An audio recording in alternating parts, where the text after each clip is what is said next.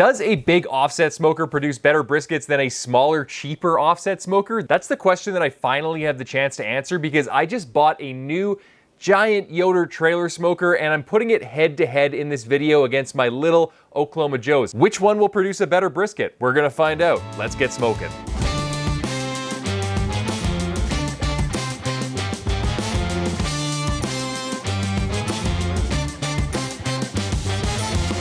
Starting with the Yoder, I use the same method I always use to light my Oklahoma Joe's. I laid down some Jealous Devil lump charcoal and I hit it with my grill gun for about 60 seconds to light it. I like the grill gun because I can light my charcoal way faster than a chimney. I don't create any smoke that bothers the neighbor. And most importantly, I used to be in the army, but I never got a chance to use a flamethrower. Apparently it's outlawed by the United Nations. I don't know why I put that in quotation marks. It's actually outlawed. You can't use it on humans in war. But anyway, I finally get to use a flamethrower at home. And you can too by visiting the description section below this video and clicking that link. You'll get a 10% discount on your purchase of a grill gun using code STBBQ on checkout. Now, when the coals were lit, I started adding wood splits, and I mean a lot of wood splits, more than I've ever used before, but more on that later. Now, as for the Oklahoma Joe's, I used a fire basket filled with some coconut charcoal logs as a coal bed, and I lit it with my flamethrower, I mean my grill gun. Why am I using coconut charcoal in the Oklahoma Joe's? Well,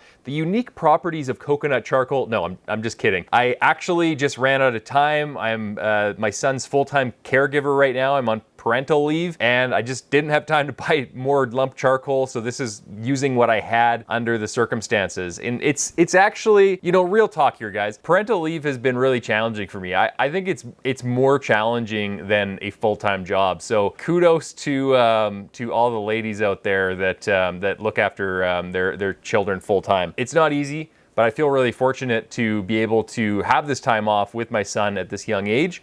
And kind of learn the ropes. Hopefully on child number 2, if that's in the works, if that's coming down, then it'll be a bit easier, but it might have its own challenges. Now, after the charcoal is lit, I started adding my wood splits, which are much smaller and less in quantity than the ones I used in the Yoder.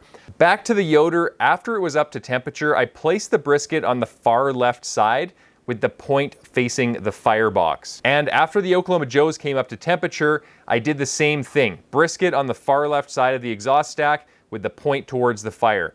For temperature control, I inserted my meter probe into the point to monitor the temperature at grate level right before the heat hits the meat. This lets me see when the temperature dips and spikes on my phone, so I know when to add another split of wood. I highly recommend the meter. I've been using it for years and they keep going strong. They have not broken, they have not degraded, they keep on telling accurate temperature, so I'd highly recommend them. Go check out the link in the description section below, you can pick one up. Now let's talk about maintaining temperatures and fire management. On the Yoder, I had to add splits every 20 to 30 minutes to keep the fire going, which is similar to what I need to do with my smaller offset smoker, the Oklahoma Joe's.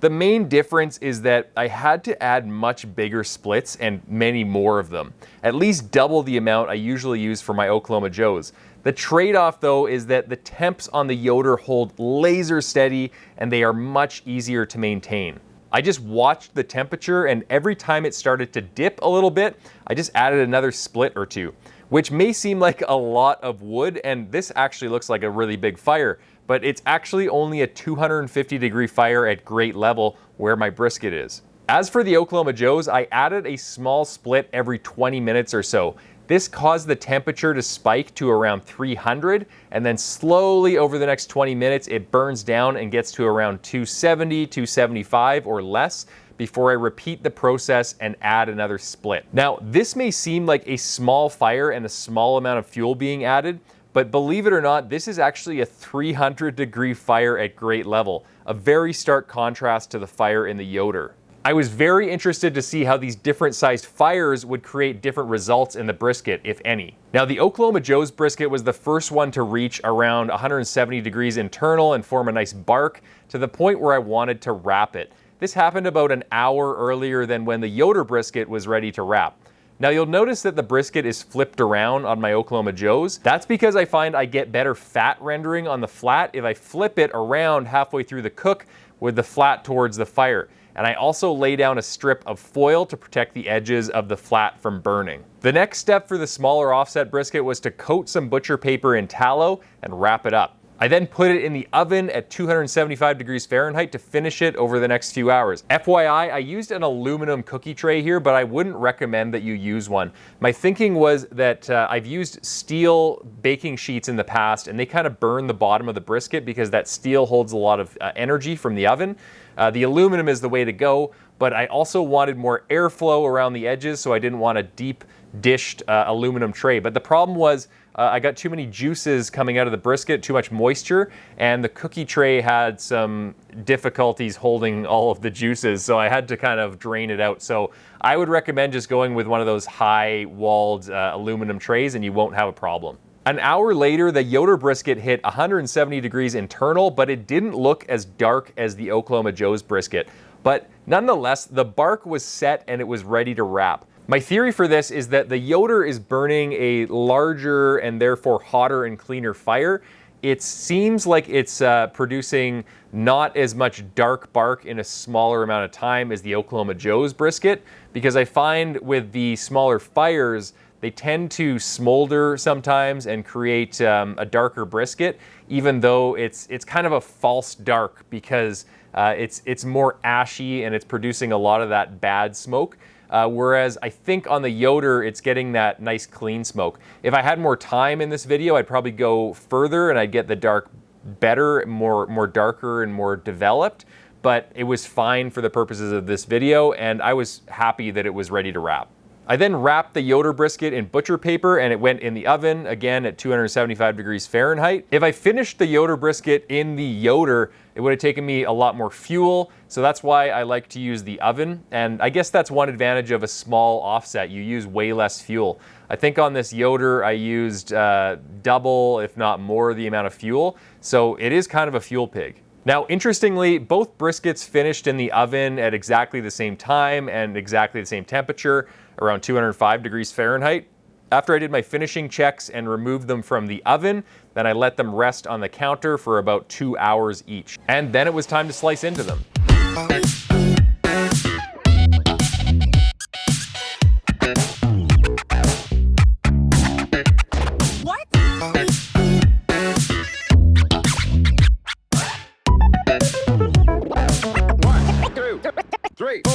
All right, we're gonna start the taste with the Oklahoma Joe's brisket. I'm gonna start with the flat. This looks pretty good, nice smoke ring, nice dark bark on the outside. The fat, it's not as rendered as I hoped it would be, but that's pretty typical for my briskets that I smoke on my Oklahoma Joe's. The point is always more rendered. It has that sugar cookie bark, and the flat is a little bit less rendered. That's why I flip it around in the smoker about halfway through, so the flat gets some more of that hot air from the firebox. It's really good. It's got a lot of moisture. The bark is really flavorful, but as you can see, when you pull it apart, the fat isn't as rendered as I wanted it to be. Let's move on to the Yoder trailer smoker, so the big offset smoker. The flat is a little bit more rendered, the fat on the flat. If you squish it like this, you can see that it squishes apart easily. Oh yeah, it's good. It's just as moist and juicy as the other one. The bark has a little bit more flavor, but that's just because I might have just got a piece that was more heavily seasoned. But I'd say it's about the same, except that the fat is a little bit better rendered, and that really gives it a big punch of flavor when that fat's fully rendered. Point muscle from the Yoder smoker. Oh man, oh my God, that is good. You can see how the fat is, it's fully rendered. It's got that sugar cookie bark texture. Oh, this is really good. Oh, it just melts in your mouth. Okay, so conclusion, they generally taste the same. I don't think the average person could really tell the difference of a brisket cooked on a cheap offset versus a large offset, as long as the pitmaster knows what they're doing. I really liked how the fat was more rendered using the larger Yoder trailer smoker. The larger smoker, it just seems to be able to render that fat a lot better, probably because there's more airflow going over the brisket than I can get on my smaller offset smoker, the Oklahoma Joe's. And maybe there's a little bit more flavor because that fat is more fully rendered. I was getting a couple more hints of smoke notes that I know I'm talking like it's like wine or something, but this is what it's like. I think that I was getting a little bit more of a smoky flavor and different sort of flavors coming off the Yoder smoker. And that could be because you're just burning at a higher temperature, you have a larger fire than the Oklahoma Joe's. You're getting different kind of compounds burnt off at different combustion stages. I'll have to try it a little bit more and experiment, but tentative conclusion is that generally there's no difference. Depends on the skill of the pitmaster. And on a larger offset smoker, because of more airflow, you might be able to render your fat a little bit better on your brisket and get that sugar cookie bark. Okay, my son is being loud. He's probably hungry, so let's give you a bit of brisket, bud. Do you want some of this? Here you go. You can take it. Yeah, there you go. Is that good?